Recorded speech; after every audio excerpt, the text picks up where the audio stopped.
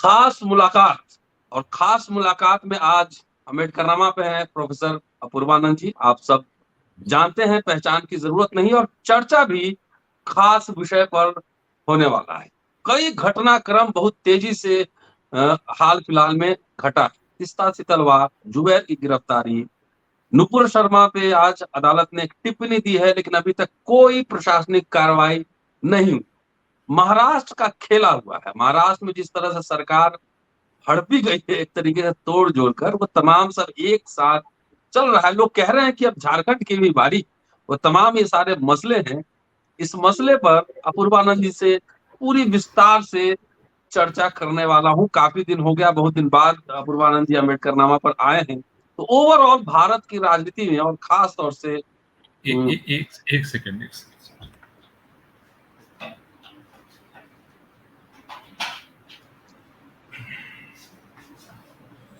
Sorry sir, मैं जी ये जी, ठीक ठीक सर, वो जीत हो जाएगा। जी। प्रधानमंत्री जी का विदेश दौरा था, वहां फ्रीडम ऑफ स्पीच की बात उन्होंने की है। सऊदी अरब भी गए थे और बड़ा प्यार से मिले हैं, गले मिले हैं। और तमाम ये घटनाक्रम चल रहा है इस देश में। विस्तार से मतलब वो समझने की कोशिश करेंगे अपूर्वानंद जी के दृष्टिकोण से कि आखिर ये चल क्या रहा है। लगातार आप जब तक एक घटनाक्रम पे नजर डालते हैं, लगातार दूसरा, दूसरा से तीसरा, चौथा, क्या ये स्पॉन्टेनियस है, वेल प्लान्ड है, क्या है, ये तमाम बातों को समझेंगे। स्वागत है सर अम्बेडकरनामा में।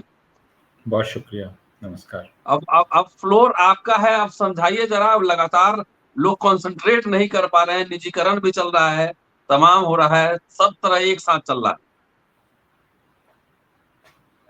देखिए, इस सरकार की का जो तरीका है काम करने का, वह तरीका लगातार आपको अस्थिर रखने का है। अ, हम्म। इस तरह के फैसले किए जाएं जिनसे आप अस्थिर हो जाएं, और जिन फैसलों का सर पैर आपकी समझ में ना आए, और जिनकी व्याख्या करने की क्षमता खुद उन क्षेत्रों के विशेषज्ञों के पास भी ना हो। जैसे आप नोटबंदी का ही मसला ले लें। जी। उस उसकी व्याख्या करने की क्षमता अर्थशास्त्रियों में भी नहीं थी। वे समझ नहीं पा रहे थे कि इसका तर्क क्या है। लेकिन सरकार एक तर्क दे रही थी, और आमतौर पर यह माना जाता है कि जब सरकार कोई तर्क देती है तो उसमें कुछ दम खोजना चाहिए। तो फिर जो विश्लेषक हैं, व्याख्याकार हैं, अर्थशास्त्री हैं, वे उसमें कोई तर्क खोजने लगे। लेकिन जाहिर है कि वह फैसला अस्थिर करने के लिए किया गया था। तो देश की अर्थव्यवस्था अस्थिर हुई, देश के सारे लोग अस्थिर हुए, लोगों का जीवन अस्त व्यस्त हो गया। लेकिन इतना बड़ा फैसला, देश के शीर्ष पद पर बैठा हुआ व्यक्ति बिना उस क्षेत्र में काम करने वाली सबसे बड़ी संस्था रिजर्व बैंक ऑफ इंडिया के परामर्श के बिना ले ले, यह किसी के समझ में नहीं आया। लेकिन ये इतना बड़ा फैसला था कि लोगों को लगा जरूर इसमें कुछ होगा, और अजीबोगरीब बातें कही जाने लगी। जैसे मीडिया पर लोग ये कहने लगे कि आपके पास जो नोट होगा उसमें एक चिप होगा, और उससे पकड़ लिया जाएगा किसके पास कितना है। और आप ये नहीं कह सकते कि ये बात हमें और आपको बिल्कुल ही बकवास लग रही है, लेकिन बहुत लोगों को इस पर यकीन हुआ। क्योंकि देखिए, हम लोग जब छोटे थे तब ये कहा जाता था कि आखिर छपा हुआ है, मतलब जो छपा है उसमें कुछ सच होगा। अब है टेलीविजन पर बोला जा रहा है, इसका मतलब कुछ हम्म। सच होगा। या व्हाट्सएप पर आ रहा है, इसका मतलब, और टेलीविजन पर जो बोला जा रहा है उसमें तो कुछ सच होगा ही, क्योंकि वो दिख रहा है। तो लोग इस पर, इनमें से बहुत सारे लोग जो तर्क सरकार दे रही थी उस पर विश्वास भी करने लगे। उसी तरह आप जीएसटी का फैसला देख लीजिए, जिसने छोटे व्यापार को, छोटे कारोबारियों को, और जो अनौपचारिक अर्थव्यवस्था थी उसको पूरी तरह से हिला दिया। लेकिन यानी एक के बाद एक अस्त व्यस्तता जीवन के हर क्षेत्र में आपको दिखलाई पड़ती है। और उसी प्रकार के दूसरे फैसले कानूनों के जरिए किए जा रहे थे। मसलन अनुच्छेद 370 का फैसला, जो बहुत बड़ा फैसला था, और उसने कश्मीर को पूरी तरह से तहस नहस कर दिया, जम्मू कश्मीर को। और वो आज तक उससे उबर नहीं पाया है। लेकिन जो जम्मू कश्मीर में नहीं है, वे, उसका असर क्या वहां की जनता पर पड़ रहा है इसकी कल्पना नहीं कर पा रहे हैं, बल्कि वे खुश हो रहे हैं कि इससे भारत का कब्जा अंतिम तौर पर जम्मू कश्मीर पर हो गया है। इसी रूप में इसको प्रचारित किया जा रहा है। तो जो फैसले किए जा रहे हैं 2014 से, अगर आप कानूनों को देख लें, अगर आप जिनको एग्जीक्यूटिव ऑर्डर्स कहते हैं, उन एग्जीक्यूटिव ऑर्डर्स को देख लें, बाकी चीजों को देख लें, तो उन फैसलों से जीवन अस्त व्यस्त हो रहा है। सरकार अगर जीवन को अस्त व्यस्त कर रही है तो लोगों को लगता है जरूर इसके पीछे कोई बड़ा इरादा है, और उस इरादे को वो नहीं समझ पा रहे हैं क्योंकि उनकी बुद्धि बहुत साधारण है। तो जो इतने बड़े फैसले ले लेता है कि वह हमारा जो जीवन पटरी पर चल रहा था उसको उतार देता है, वह जरूर कुछ सोच रहा होगा, उसके दिमाग में कुछ बात होगी जहां तक हमारी आपकी बुद्धि नहीं पहुंचती है। यह उस नेता या उस पार्टी के जो समर्थक हैं वे अपने आप को समझाते हैं। जैसे आप कोरोना का समय ले लें। कोरोना जब प्रवेश कर रहा था और देश के विपक्षी दल के नेता सावधान कर रहे थे कि कोरोना प्रवेश कर रहा है, तब उनका मजाक उड़ाया जा रहा था कि वे देश को डरा रहे हैं। आपको याद होगा डोनाल्ड ट्रंप का स्वागत किया गया गुजरात में। मध्य प्रदेश की सरकार को गिराने का पूरा आयोजन उसी बीच में हुआ। राज्यसभा में जब कुछ सदस्य मास्क पहनकर आए तो उनको राज्यसभा के अध्यक्ष ने डांटा और उनको कहा कि वो उन पर कार्रवाई करेंगे, वो मास्क पहन के आ रहे हैं। और उसके कुछ ही दिन बाद कोरोना फैल गया इस देश में। तो आप 10 दिन पहले मजाक उड़ा रहे थे विपक्षी दल के नेता का, राज्यसभा का सभापति डांट रहा था सदस्यों को कि आप अगर पहन के आएंगे तो हम आप पे कार्रवाई कर देंगे। एक बड़े से स्टेडियम में लोगों को सरकार जमा कर रही थी, प्रधानमंत्री जमा कर रहे थे, यानी कोरोना का पूरा इंतजाम किया जा रहा था, सदन चलाया जा रहा था, कोरोना का संक्रमण फैल रहा था क्योंकि सामान्य स्थिति का नाटक किया जा सके, क्योंकि मध्य प्रदेश की सरकार गिरानी थी। तो यह सब और अचानक प्रधानमंत्री ने लॉकडाउन की घोषणा की 4 घंटे की, और फिर पूरा जीवन अस्त व्यस्त हो गया। हमारा आपका नहीं हुआ, लेकिन जो रोज काम करके रोज खाते हैं उनकी जिंदगी तबाह हो गई।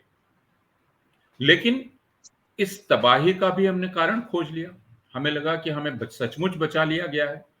जो लोग हमारी आपकी तरह घरों में बैठे थे उन्हें लगा सचमुच उनको बचा लिया गया है, लेकिन वे उससे बेपरवाह रहे जो उन मजदूरों के साथ हो रहा था, जो सड़क पर भटक रहे थे, मर रहे थे, ट्रेन से कट रहे थे, दम तोड़ रहे थे, साइकिल पे सैकड़ों हजार किलोमीटर चल रहे थे। तो अगर आप ये पूरा क्रम देखेंगे तो अस्त व्यस्तता का क्रम है। दूसरा अराजकता का। इन 8 वर्षों में पूरे देश में ऐसे हिंसक समूह उगाए हैं कुकुर मुत्ते की तरह, जो 8 वर्ष पहले कहीं नहीं थे। वो कहां से उगाए, किसके संरक्षण में वे चल रहे हैं? कौन है जो ट्रक रोक रोक कर, लॉरी रोक रोक कर मवेशी उतारता है, वसूली करता है, पुलिस के साथ उसकी मिलीभगत है, और मवेशी का कारोबार करने वाले मुसलमानों को जो मारता है, हत्या करता है। अचानक ऐसी घटनाओं में इतनी तेजी कैसे आ गई जो 8 साल पहले नहीं थी? 8 साल पहले भी तो यह देश चल रहा था, 8 साल पहले भी सब कुछ हो रहा था, लेकिन इतने छोटे छोटे हिंसक समूह इस पूरे देश में पैदा हो गए और उनको संरक्षण मिलने लगा। उनके पास पैसा कहां से आ रहा है, वे कैसे काम कर रहे हैं? अचानक ऐसे जुलूसों की, अचानक आप देखते हैं, अगर आप एक के बाद दूसरे राज्य में पुलिस अधिकारियों से बात करेंगे तो वे आपको बतलाएंगे कि तलवारों की खरीद में बढ़ोतरी हो गई। हजारों हजार तलवारें खरीदी जा रही हैं राज्यों में, ट्रक के ट्रक तलवारें आ रही हैं। कहां से आ रही हैं? कौन खरीद रहा है? कौन बांट रहा है? फिर आप ये देखते हैं कि एक के बाद एक ऐसे धर्मगुरु पैदा हो गए जो खुद को धर्मगुरु कहते हैं, अखाड़ों के मालिक कहते हैं, या अखाड़ों के वे महंत हैं, और वे वीडियो बनाने लगे जिसमें वे मुसलमानों को गाली दे रहे हैं, कुरान को गाली दे रहे हैं, पैगंबर मोहम्मद साहब को गाली दे रहे हैं। इसकी खुली छूट मिल गई कि आप धर्म संसद कर सकते हैं, धर्म संसद में मुसलमानों के कत्लेआम का आह्वान कर सकते हैं, आप जंतर मंतर पे रैली कर सकते हैं, आप मुसलमानों को गाली देते हुए जुलूस निकाल सकते हैं, आप खुद अपने धार्मिक अवसर पर जुलूस निकालें और उस जुलूस को मुसलमान मोहल्लों में ले जाने की जिद करें और उस जुलूस में आप मुसलमानों को गाली गलौज करते हुए गाने बजाएं, तलवार लेके घूमे, पिस्तौल लेके घूमे, रिवॉल्वर लेके घूमे। जहांगीरपुरी में भी हम लोगों ने देखा, बाकी जगह भी देखा, खरगोन में देखा हमने, सेंधवा में देखा, गुजरात के राज्यों में देखा, कई जगह देखा। तो अचानक कैसे यह सब कुछ अचानक नहीं, मतलब पिछले 8 वर्षों में, तो मैं सिर्फ ये कहना चाहता हूं कि हमारे जीवन के हर क्षेत्र में अराजकता पैदा कर दी गई, अस्थिरता पैदा कर दी गई और हम इसका अर्थ समझने में असमर्थ हो गए ज्यादातर लोग। तब फिर जब इतनी अस्थिरता हो जाएगी और रोजाना की अराजकता हो जाएगी, तब लोग स्थिरता खोजने लगते हैं और एक सरकार आती है, कहती है मैं हूं आपको बचाने वाले, और हम आपको बचा रहे हैं एक ऐसे स्रोत से जो देश को नष्ट करना चाहता है, और लोग उसकी बात पे यकीन करते हैं। आखिर देखिए, अभी भी कुछ भी हो जाए तो लोग सरकार की बात पर आखिरी तौर पे भरोसा करते हैं। पुलिस अगर कहेगी कि उसको खुफिया स्रोतों से जानकारी मिली है तो लोग यह विश्वास करते हैं, हालांकि लोग पुलिस पे बिल्कुल विश्वास नहीं करते। हम आप अपने जीवन से जानते हैं, साधारण जीवन से जानते हैं कि भारतीय जनता पुलिस पे विश्वास नहीं करती है। जी, वह पुलिस डरती है, डरती है। डरती है और विश्वास नहीं करती है। उसको मालूम है केस बना लिया जाता है। प्रेमचंद की कहानियां पढ़ लीजिए, प्रेमचंद के उपन्यास पढ़ लीजिए, यह औपनिवेशिक पुलिस का चरित्र है जो आज तक चला आ रहा है। पुलिस से सबसे ज्यादा कौन डरता है? आदिवासी डरते हैं, दलित डरते हैं, औरतें डरती हैं, मुसलमान डरते हैं, ईसाई डरते हैं। अब ठीक, तो यह तो चरित्र रहा है। तो यह पिछले 8 वर्षों का भारत का जीवन है और इसमें राजनीतिक तौर पर अगर हम देखते हैं तो लगातार राजनीति 100 डिग्री, जिसको आप कहें कि आपको बुखार जब रहता है 99 डिग्री के ऊपर अगर चला गया तो आप उसको नीचे लाना चाहते हैं, है ना, ताकि सामान्य आपकी स्थिति रहे, आपका शरीर सामान्य अवस्था में रहे। अगर वह लगातार 102 डिग्री 103 डिग्री पर रहेगा तो आपके सोचने की क्षमता भी खत्म हो जाती है। लेकिन अगर देश का तापमान लगातार ऊंचा रखा जाए, लगातार लगातार उसको उत्तेजित रखा जाए, लगातार उसका दिमाग खौलता रहे, तब वो सोचेगा कैसे? और ये कैसे किया जाता है? चुनाव के बाद हम सोचते हैं एक सरकार आ गई, सरकार चलेगी, 5 साल चलेगी, लेकिन भारतीय जनता पार्टी ऐसा नहीं सोचती है। वह सोचती है अगर मेरी सरकार नहीं है तो 5 साल नहीं चलेगी, हम उसको किसी भी तरह तोड़ देंगे। इसका मतलब क्या है? इसका मतलब यह है कि अगर कोई गैर भारतीय जनता पार्टी सरकार सत्ता में आ गई तो भारतीय जनता पार्टी उसको चैन से नहीं रहने देगी, क्योंकि संघीय सरकार के सारे उपकरण उसके पास हैं। ईडी उसके पास है, सीबीआई उसके पास है, इंटेलिजेंस ब्यूरो उसके पास है, सब कुछ उसके पास है, इनकम टैक्स उसके पास है, सब कुछ उसके पास है। और अब तो न्यायपालिका भी एक तरह से कार्यपालिका के साथ है, पूरी तरह वो उसका सहयोग कर रही है। तो एक तरफ हमारा सामाजिक जीवन, एक तरफ हमारा आर्थिक जीवन जो लगातार अस्थिर है। आप कमला नगर चले जाएं, आप कश्मीरी गेट के पास के बाजार में चले जाएं। मैं पिछले 8-9 साल से जो मेट्रो में सफर करता हूं, मुझे छोटे छोटे व्यापारी मिलते हैं, कारोबारी मिलते हैं, जो लगातार दुखड़ा रोते रहते हैं कि कैसे वो तबाह हो गए हैं। कमला नगर के छोटे कारोबारी दुखड़ा रोते हैं कि जीएसटी ने उनको कैसे तबाह कर दिया। पचकुइया रोड में आप फर्नीचर मार्केट चले जाइए, वहां के आप व्यापारियों से बात कर लीजिए, वो क्या सोच रहे हैं अपने आर्थिक जीवन। तो क्या अवस्था हो गई, बेरोजगारी का क्या आलम हो गया। और लेकिन सरकार एक के बाद एक आपको झटका देती है, जैसे वह अग्निवीर योजना ले आई। अब अग्निवीर योजना ले आई तो लोग बिल्कुल समझ ही नहीं पाए। सरकार को यह पता है इस देश में करोड़ों नौजवान बेरोजगार हैं, इसलिए वो कोई भी योजना ले आएगी जिसमें वो कहेगी कि हम आपको 4 महीने की रोजगार दे रहे हैं, तो जाहिर है उसमें आवेदन करने वाले करोड़ों लोग हो जाएंगे। तो जब आवेदन करने वाले 1 करोड़ हो जाएंगे तो जो आंदोलन कर रहे हैं 50 लाख, होगा कि ये तो बेकारी आंदोलन कर रहे हैं, ये तो हड़ताल लगा रहे हैं। आखिर आवेदन करने वाले 1 करोड़ हैं। शिक्षा का हाल आप देख रहे हैं जो हाल हो गया है। अगर आप पाठ्यक्रम की बात करें, पाठ्यचर्या की बात करें, अंडर ग्रेजुएट एजुकेशन की ही बात करें तो पिछले 4 वर्ष में कितनी बार पाठ्यक्रम बदला गया, है ना। आप देखिए कि कभी किसी नाम पर, कभी किसी नाम पर, कभी किसी नाम पर आप लगातार पाठ्यक्रम बदल रहे हैं। तो मेरी यह समझ है कि यह इस सरकार के काम करने का तरीका है कि जीवन को लगातार अस्थिर रखो, हर क्षेत्र में अस्थिर रखो, लोगों के समाज का तापमान ऊंचा रखो, उत्तेजना में रखो, बुखार इतना ज्यादा रहे समाज को कि वो कभी कुछ सोच नहीं पाए, उसका दिमाग खौलता रहे, और शोर से समाज को भर दो, गाली गलौज, आक्रामक भाषा, शोर शराबा, इससे समाज को भर दो, जिससे लोगों को एक दूसरे पर संदेह रहे, कोई किसी का विश्वास न करे, कोई किसी संस्था का विश्वास नहीं करता है, कोई किसी दूसरे का विश्वास नहीं करता है, समाज में सर्वत्र संदेह का वातावरण है। यह स्थिति है, हम इस स्थिति में।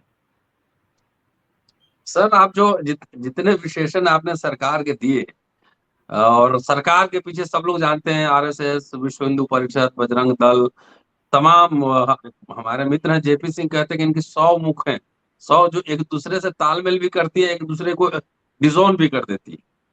तो ये सब क्या डेलिब्रेट है, वेल प्लान, उनकी पूरी स्ट्रेटजी का पार्ट है कि इस तरह बना के रखा जाए पूरे माहौल को? बिल्कुल, जैसा मैंने कहा कि अगर आप समाज को हमेशा उत्तेजना में रखेंगे, बुखार हमेशा ऊपर रखेंगे, लगातार अस्थिर रखेंगे, लगातार लोगों को असुरक्षित कर देंगे, तो लोग सुरक्षा खोजने में ही लोगों का समय चला जाएगा और लोग उस बड़ी योजना को नहीं देख पाएंगे जो इसके पीछे है, और वो बड़ी योजना इस देश पर कब्जा करने की है। बहुत सारे लोग इस योजना से सहमत हैं। जी। उनको ऐसा भ्रम है कि इस योजना का मतलब एक हिंदू राष्ट्र का को स्थापित होना है। इसको हिंदू राष्ट्र कहा भी जा रहा है, लेकिन हिंदू राष्ट्र का अर्थ क्या है? बहुत सारे हिंदुओं को इस ऐसा लगता है कि इससे उनका राज आ जाएगा, लेकिन ये राष्ट्रीय स्वयंसेवक संघ का राज होगा, राष्ट्रीय स्वयंसेवक संघ के लोगों का राज होगा, और सबको उनकी मर्जी के मुताबिक चलना पड़ेगा, और उसमें हिंदू भी होंगे, मुसलमान तो खैर होंगे ही। तो हिंदुओं के सामने जो चारा फेंका जा रहा है वो ये है कि ये रहे मुसलमान, इनके साथ आप जो चाहें कर सकते हैं, और उसके बदले आप अपनी आजादी हमें सुपुर्द करें। तो आप अपने त्योहार कैसे मनाएंगे, आप कैसे जिएंगे, मैथिल ब्राह्मण मछली खाएगा कि नहीं, मांस खाएगा कि नहीं, और हमारे जीवन में एक पाखंड भी है, तो हम मांसाहार करते हुए मांसाहार का विरोध भी करते हैं। कश्मीरी पंडित तो खाते हैं सर मीट? नहीं, कश्मीरी पंडित क्यों, मैथिल ब्राह्मण खाते हैं, हाँ, खूब अनेक खाते ब्राह्मण हैं। खाते हैं। और सिर्फ ब्राह्मण क्यों, भारत में सिर्फ ब्राह्मण थोड़े ही रहते हैं भाई। भारत के हिंदुओं का बहुमत मांस खाता है, लेकिन मैं उस पाखंड की बात कर रहा हूं कि जो मांस खाता है वो स्वयं मांसाहार का विरोध करता है, वो दरवाजा बंद करके मांस खाता है, बाहर वो मांसाहार का विरोध करता है और मुसलमानों को इसके लिए दोषी ठहराता है। तर्क जो वो लाता है वो पर्यावरण का लाता है, उसको मालूम है कि पर्यावरण से उसको कोई लेना देना नहीं। वो कहता है देखिए, बकरों के काटे जाने से पर्यावरण कितना का नुकसान होता है, लेकिन ऐसा ही कहने वालों की सरकार ने शपथ ली है बंबई में, मुंबई में, और शपथ लेते ही उन्होंने पहला काम क्या किया है कि जो आगे के जंगल हैं वहां पर एक बड़ी पार्किंग बनाने का आदेश जारी किया है, जिसको पिछली सरकार ने रोका था। यानी जिसको बंबई का फेफड़ा कहा जाता है, वो जंगल, जिस जंगल में तेंदुए रहते हैं, अब उस जंगल को काट डाला जाएगा। ठीक, तो जो पर्यावरण की बात करता है वो ये कर रहा है, उसको छत्तीसगढ़ के जंगल कटने से कोई नुकसान नहीं है, झारखंड के जंगल कटने से नुकसान नहीं है, अरावली की पूरी श्रृंखला नष्ट हो जाए उससे उसको कोई नुकसान नहीं है, लेकिन वो कहेगा नहीं, बकरे नहीं कटने चाहिए क्योंकि उससे पर्यावरण का नुकसान होता है। तो वो पर्यावरण का तर्क देता है। मैं सिर्फ यह कह रहा हूं कि हमारे जीवन में एक पाखंड है, एक झूठ है, वह झूठ काफी फायदेमंद है इस राजनीति के लिए, क्योंकि उससे होता क्या है, गोवा में आप बीफ खा सकते हैं, मिजोरम में आप बीफ खा सकते हैं, भारतीय जनता पार्टी की सरकार उसकी इजाजत दे रही है, लेकिन वह उत्तर प्रदेश में नहीं देगी। तो फिर सिद्धांत क्या है? क्या सिद्धांत आपका ये है कि बीफ नहीं खाना चाहिए, या आपका सिद्धांत ये है कि यहां ज्यादा वोट ईसाई का है इसलिए यहां बीफ चलेगा, यहां ज्यादा वोट ऐसे हिंदुओं का है जिसको हम कह सकते हैं गोरक्षा के नाम पे नहीं खाना चाहिए। तो यह काम करने का तरीका है। तरीका यह है लगातार झूठ पाखंड करते रहो और धीरे धीरे समाज के हर हिस्से पर कब्जा जमा लो। तो आपने राष्ट्रीय स्वयंसेवक संघ के 100 संगठनों की, सैकड़ों संगठनों की बात की। वो सैकड़ों संगठन है, भारतीय जनता पार्टी है, छात्र संगठन है, युवा संगठन है, शिक्षा में संगठन है, स्कूल हैं, अब उनके थिंक टैंक हैं। तो जीवन के हर हिस्से पर कब्जा, और अब बहुत सारा पैसा है, ढेर सारा पैसा है, कॉर्पोरेट दुनिया उनको पैसा दे रही है। तो रणनीति यह है, उद्देश्य यह है कि यह भारत, यह एक तरह से आप कह सकते हैं कि अश्वमेध चल रहा है, अश्वमेध का यज्ञ चल रहा है। कब्जा तोड़ो, कब्जा करो, किसी को ना रहने दो। उसके चलते देश टुकड़े टुकड़े में बंट जाए, इससे कोई नुकसान नहीं। एक अभी आपने फूड हैबिट पे बात की, और मैं कहीं बैठा हुआ था, बड़े टॉप ऑफिसर थे, कुछ राइट विंग लीडर्स भी आए थे, इलेक्टेड रिप्रेजेंटेटिव, और मैं आपको एक जानकारी दे रहा हूं, उससे आप थोड़ा एक्सप्लोर भी करेंगे, शायद आप जानते भी हो, मुझे पता नहीं। जैसे मुस्लिम जो मीट का दुकान होता है उसको हलाल मीट शॉप कहते हैं, हलाल मीट शॉप। उसके पैरेलल इसको बंद कर ले, कैसे इसका पूरा कमजोर किया जाए, बंद किया जाए, झटका मीट शॉप का पूरा कैंपेन चल रहा है। बहुत दिनों से चल रहा है जी, बहुत दिनों से चल रहा है, और मैं ताजुब हो गया सुन जी। नहीं, लेकिन इसमें बहुत ताज्जुब की बात नहीं है, क्योंकि ये तो पूरी रणनीति है। रणनीति है मुसलमानों को दोयम दर्जे का नागरिक हर मायने में बनाने की। जी, कैसे? आप उन्हें राजनीतिक रूप से सिर्फ आश्रित नहीं करेंगे, आप उन्हें राजनीतिक रूप से सिर्फ अपना मातहत नहीं बनाएंगे, वह तो आप करेंगे ही। अब भारत में किसी राज्य का मुख्यमंत्री मुसलमान नहीं हो सकता, भारत के प्रधानमंत्री के मुसलमान होने की बात छोड़ दीजिए, संसद में मुसलमानों की जो जनसंख्या है उसके अनुपात में मुसलमान कितने होंगे इसकी बात कोई नहीं करता। दलित भी नहीं करते, बाकी लोग भी, पिछड़े जाति के लोग भी नहीं करते कि जी, आप अगर समानुपातिक प्रतिनिधित्व की बात कर रहे हैं तो आप यह बात क्यों नहीं कर रहे हैं, है ना? लेकिन यह उनके लिए सामाजिक न्याय का मसला अब नहीं रह गया। जी, तो दलित जिस स्थिति में भारत में सहस्राब्दियों से रहे हैं, उस स्थिति में मुसलमानों को डाला जा रहा है। और चूंकि भारतीय समाज इसका आदी रहा है, हम जिस वक्त हम्म, उदयपुर की घटना का जिक्र कर रहे थे, गला काट दिए जाने की, उसकी बीभत्सता और उसकी क्रूरता से हम सदमे में थे। ठीक उस समय एक दलित की तस्वीर घूम रही थी, जिसके चारपाई के नीचे बम लगा के उसको बम, उड़ा दिया गया, है ना? लोमहर्षक घटना आप कह सकते हैं। वो मर गया, वो आदमी, वह भी मर गया, लेकिन यह भारत में किसी का रोंवा नहीं सह रहा। क्यों? क्योंकि आप सैकड़ों सालों से दलितों को मारते आ रहे हैं, है ना? तो आपकी हम्म, आदत हो गई है। दरअसल आपको हत्या की आदत है, आपको दमन की आदत है, इस और उसमें कभी भी आपका रोंवा नहीं सहरता है। हम्म, ऐसी कहानियां, ऐसे उपन्यास, ऐसी आत्मकथाएं, ऐसी जीवनियां दलितों की मौजूद हैं, जिसमें उनको किस तरह प्रताड़ित किया जाता है, किस तरह पीटा जाता है, किस तरह जलील किया जाता है। अ, इसके उदाहरण हजारों लाखों की संख्या में मौजूद है, और इसकी आदत हम लोगों को रही है। इसलिए हमें कभी भी टॉर्चर से, हत्या से परहेज नहीं रहा है, हम ये करते आए हैं, है ना? इसलिए अगर अभी मुसलमान की हत्या हो रही है, जो मॉब लिंचिंग्स हो रही हैं, उससे समाज का रोंवा नहीं सह रहा। उदयपुर की घटना बीभत्स थी, है ना? क्रूर थी, नृशंस थी, लेकिन मैं कह रहा हूं, क्या हमको नृशंसता से ऐतराज है? अगर नृशंसता से ऐतराज है, तो फिर वह जो एक तस्वीर उसी दिन की, उसी लगभग उसी दिन की, जी, जी, जी, उस पर कोई कहीं कोई टिप्पणी नहीं। अखबारों ने संपादकीय लिखा उदयपुर पर, और ठीक लिखा, ठीक कह रहे हैं वो, कि उन पर कानून का पूरा वार होना चाहिए जो हत्या हम्म। है, और पूरा वार होना चाहिए। लेकिन उस दलित जिसको बम लगा के उड़ा दिया गया, जो रात को सो रहा था, वो 20 साल का भी नहीं था शायद, है ना? जहां अगर अगर उसकी उम्र मुझे गलत याद नहीं है वहां तो राम राज्य है सर। नहीं, उसको छोड़ दीजिए, मैं व्यंग्य और हास्य में बात करने की स्थिति में ही अब नहीं हूं। मैं जी सिर्फ जी ये जी। कह रहा हूं, उसको लेकर हमारा रुआं नहीं सिहरा। नहीं सेरा। किसी ने नहीं कहा कि यह एक आतंकवाद है।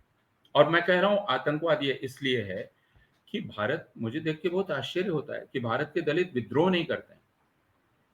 मैं यहाँ कह रहा हूं, इसको कोई विद्रोह का उकसावा मान ले।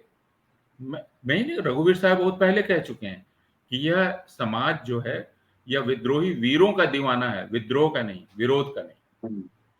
तो मुझे तो आश्चर्य होता है यस। कि लगभग रोजाना दलितों के साथ प्रताड़ना, बलात्कार, हत्या, लेकिन कोई विद्रोह नहीं इस समाज में।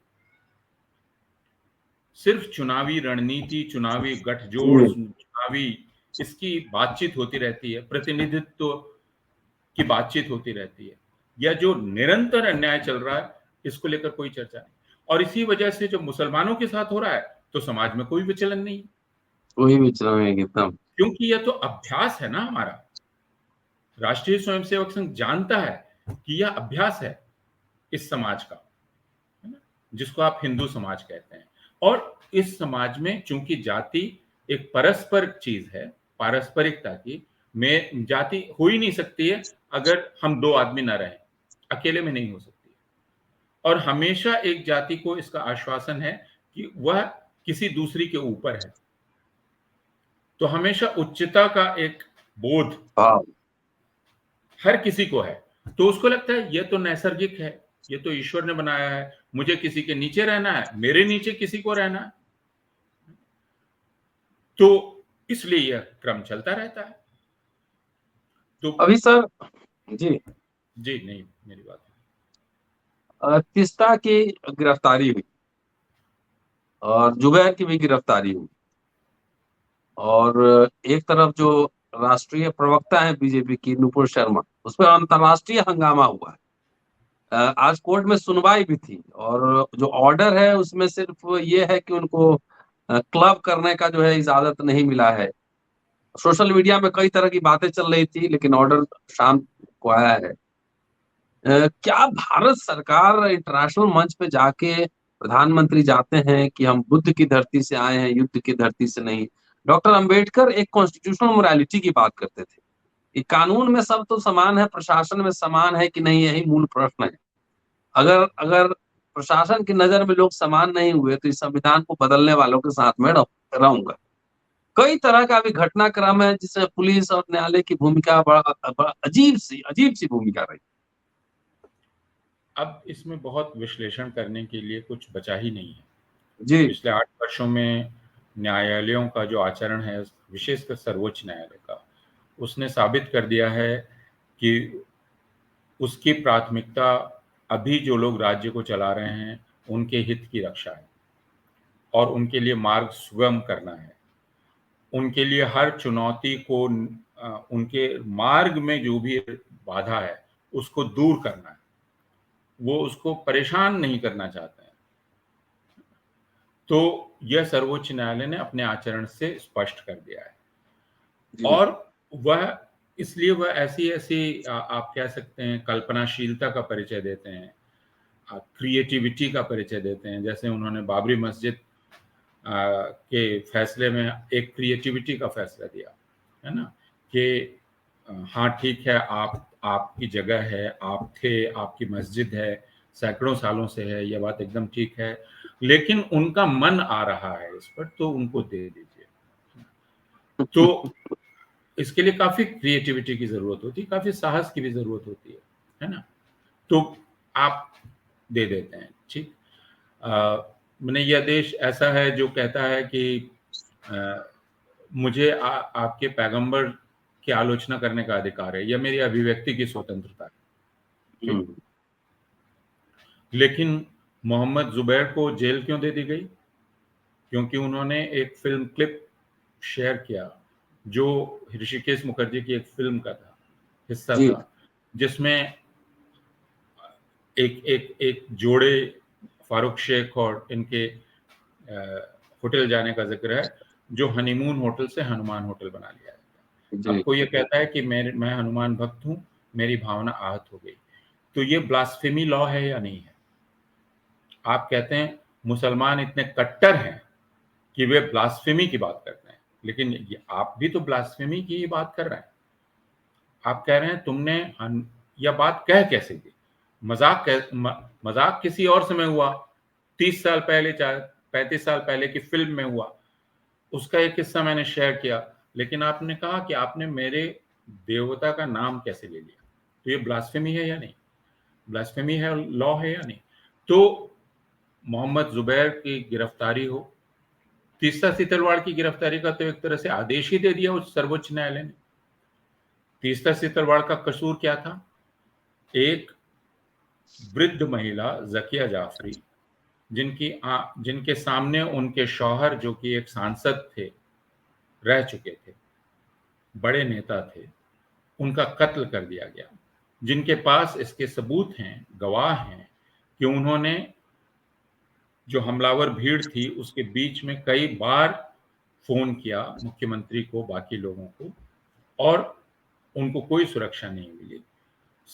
और यह बात 15 साल तक इसके लिए वो लड़ती रही कि इसकी जांच की जाए। एक वृद्ध महिला जो न्याय के लिए 20 साल लड़ रही है, और समाज की एक व्यक्ति जो उसमें उसका सहारा दे रही है, इसको कहा गया आप 20 साल तक क्यों लड़ रहे थे? ये तो मतलब कोर्ट ना बताए, कोर्ट को नहीं, बताना चाहिए था। अदालत ने कहा आप 20 साल तक ये जो कर रहे थे, इसका मतलब आप इस मामले को जानबूझ के जिंदा रखना चाहते थे, और इसका मतलब आपका इरादा ठीक नहीं था, बदनीयत थी। अरे, यह वह देश है जहां एक एक मुकदमे का फैसला 30-30 साल में होता है। तो क्या हम किसी अदालत से कहते हैं कि आपने इस मामले को जिंदा रखा इतने साल, आपकी आपकी नीयत ठीक नहीं थी? हम्म। और एक महिला है जो लड़ रही है, समाज का एक कार्यकर्ता है जो उसकी सहायता कर रहा है, आप उसी को अपराधी घोषित कर रहे हैं कि वह साजिश कर रही है। और कह रहे हैं, न सिर्फ ये कह रहे हैं, बल्कि कह रहे हैं उस पर कानूनी कार्रवाई की जाए। और अगले ही दिन गुजरात पुलिस लंबी सी एफआईआर तैयार कर लेती है। यह कैसे होता है? सर्वोच्च न्यायालय का फैसला जो कुछ 100 पृष्ठों का है, उस फैसले को पूरा पढ़ भी लिया गया, समझ उससे ली लंबे है। उद्धरण भी तैयार कर लिए गए, एफआईआर भी हो गई। उस बीच में गृह मंत्री का एक इंटरव्यू भी आ गया, जिसमें उन्होंने नाम भी ले लिया, जिससे गुजरात पुलिस को और सुविधा हो गई। तो ये गुजरात पुलिस ने तीस्ता सीतलवाड़ और पूर्व पुलिस अधिकारी श्री कुमार को गिरफ्तार कर लिया, ये कह के कि वो एक लंबी साजिश कर रहे थे। और साजिश कितनी लंबी है? 2000 से 2022, 20 साल। तो आप देख रहे हैं इस साजिश का जाल कितना लंबा फेंका गया है। और फिर मोहम्मद जुबैर को गिरफ्तार किया जाता है अगले दिन। क्यों गिरफ्तार किया जाता है? क्योंकि मोहम्मद जुबैर लगातार जो भारतीय जनता पार्टी, राष्ट्रीय स्वयंसेवक संघ और जो हिंदुत्व का नेटवर्क है, उससे जुड़े हुए लोग जो घृणा प्रचार कर रहे हैं, जो घृणा के आयोजन कर रहे हैं, उसको मोहम्मद जुबैर लगातार रिकॉर्ड कर रहे हैं, लगातार दुनिया के सामने ला रहे हैं। ये लोग हैं, ये लोग हैं, ये लोग हैं। मोहम्मद जुबैर के खिलाफ अभियान बहुत लंबे समय से चल रहा है कि यह शख्स है जो हम लोगों को, हमारी हरकतों को दुनिया के सामने रख रहा है। मुझे मुक्तिबोध की कविता अंधेरे में याद आती है ना? अरे मैंने उन्हें देख लिया नंगा, मुझे इसकी सजा मिलेगी। अंधेरे में मुक्तिबोध की कविता का चरित्र कहता है, अरे मैंने उन्हें देख लिया नंगा, मुझे इसकी सजा मिलेगी। और अचानक उनकी निगाह उस पर पड़ती है और वो कहते हैं पकड़ो भागो, पकड़ो, भागने ना पाए, और वो भागता है। तो यह मोहम्मद जुबैर है जिसने उनको नंगा देखा है और नंगा लोगों के सामने पेश कर दिया। ये है आर के लक्ष्मण साहब का एक अभी 1962 का आपने देखा है कार्टून, अभी चल रहा है, मैंने शेयर किया था सोशल मीडिया पर। नहीं, अब तो कि मैं पुलिस कार्टून, मैंने आपसे कहा कि मैं अब इस बात में विश्वास नहीं करता कि इस देश को हास्य, व्यंग्य, कार्टून, इसकी समझ बाकी रह गई है। इसलिए हमें सीधी बात करनी चाहिए। हमें किसी हास्य व्यंग का सहारा नहीं लेना चाहिए, किसी पर तंज नहीं कसना चाहिए, कुछ भी नहीं, क्योंकि हम सीधी बात करें क्या हो रहा है एकदम। और क्या हो रहा है। मैं कह रहा हूं कि जुबैर का कसूर क्या था, क्योंकि उसने उनको देख लिया था और वे उनकी निगाह उस पर पड़ गई कि उसने उनको देख लिया है और इसलिए उसको पकड़ा जाए, और इसलिए उसको पकड़ लिया गया। और अब दिल्ली पुलिस क्या कह रही है कि जुबैर जो ट्वीट करता था उसके बहुत सारे रिट्वीट होते थे जिससे समाज में सौहार्द बिगड़ जाता है। बड़ी विचित्र बात। उमर खालिद को क्यों गिरफ्तार किया? क्योंकि उमर खालिद मुसलमानों को बतला पा रहा था कि सीए क्या है, वरना बेचारे मुसलमान तो ठीक ही चल रहे थे, उनको कोई दिक्कत नहीं थी। उमर खालिद जैसे लोग उनको बतला रहे हैं कि सीए क्या है। यह जो बतलाना है कि सरकार के कानून में क्या गड़बड़ी है, यही अपराध है। जब आप ये जनता को बतलाते हैं तो जनता सजग होती है, वो खड़ी होती है, यही अपराध है। इसलिए जो व्याख्या कर पाएगा, बता पाएगा, चिन्हित कर पाएगा, वह सबसे पहले सजा का हकदार होगा जी। तो इसलिए तीस्ता से तरवाड़ है, क्योंकि उन्होंने गुजरात का जो भी अन्याय था उसको रिकॉर्ड किया है, गुजरात में इंसाफ की लड़ाई लड़ी है, और इसलिए मोहम्मद जुबैर हैं क्योंकि वो उसको रिकॉर्ड कर रहा है। उसने उनको देख लिया था। मैं कह रहा हूं, ये मुक्तिबोध की पंक्ति है कि मैंने उनको देख लिया नंगा, इसकी मुझको सजा मिलेगी। ये मुक्तिबोध ने अंधेरे में लिखा और मुझे लगता है ये जुबैर है। शुक्रिया सर, और आपने बहुत वक्त दिया आज, बहुत लंबे समय बाद। और वाकई मैं आपसे सहमति रखता हूं कि अब समाज में इतनी अब सहिष्णुता भी नहीं कि लोग सरकाज्म को, ह्यूमर को समझ सके। मतलब इसलिए जो बात हो अब आर पार हो, सीधा हो, कहना है जो सीधा खुल के ही कहा जाए, क्योंकि हंसी की कमी, हास्य व्यंग की भी कमी हो गई है। दोस्तों, अपूर्वानंद जी थे और पूरा विस्तार से व्यापक अपनी बात रखते हैं। पूरा वीडियो देखिए, सुनिए, शेयर कीजिए, सब्सक्राइब कीजिए, और बहुत जल्दी आपसे मिलूंगा किसी और एपिसोड में। शुक्रिया सर, थैंक यू।